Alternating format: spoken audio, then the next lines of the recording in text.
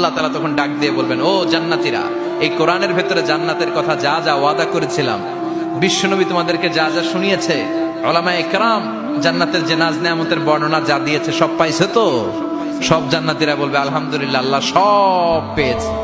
এক জান্নাতে হাত তুলে বলবে, আল্লাহ একটা পাই নাই, একটা পাই নাই। আল্লাহ বলবেন, সেটা কি? ওই জান্নাতি বলবে, আল্লাহ সব পাইছি কিন্তু তোমারে পাই নাই, তোমারে দেখি নাই, তোমার সৌন্দর্য কত বেশি আমরা জানি না। আল্লাহ সব পেয়েছি, একটা জিনিস পাই নাই। কি পাও নাই? তোমারই তো পাই নাই।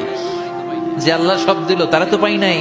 আল্লাহ বললেন, ঠিক আছে, আমি আমার সৌন্দর্য এখন তোমাদের সামনে প্রকাশ করব। আমার গোপন রহস্যের ভেদ আজকে আমি জান্নাতীদের সামনে প্রকাশ করে দিব। কোন সুবহানাল্লাহ।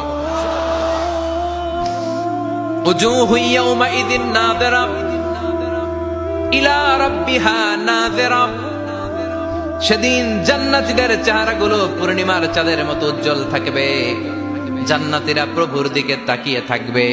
বিশ্বনবী বললেন, ইন্নাকুম সাতারাউনা রাব্বাকুম আয়ানান কামা তারাউনা হাযাল কামার।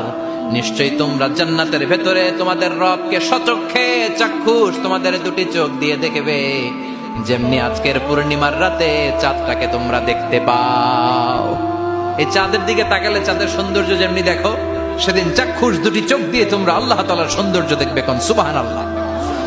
রব্বুল আলামিন বিশাল জান্নাতের ভেতরে এক কনফারেন্সের আয়োজন করবেন।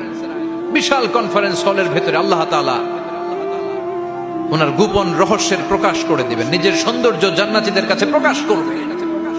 লক্ষ লক্ষ নবীরা বসবে ওই কনফারেন্স রুমে, সবার সামনে থাকবে বিশ্বনবীর সিংহাসন। পড়েন সুবহানাল্লাহ। বিশ্বনবীর পরে বসবে অন্যান্য নবীরা, তারপরে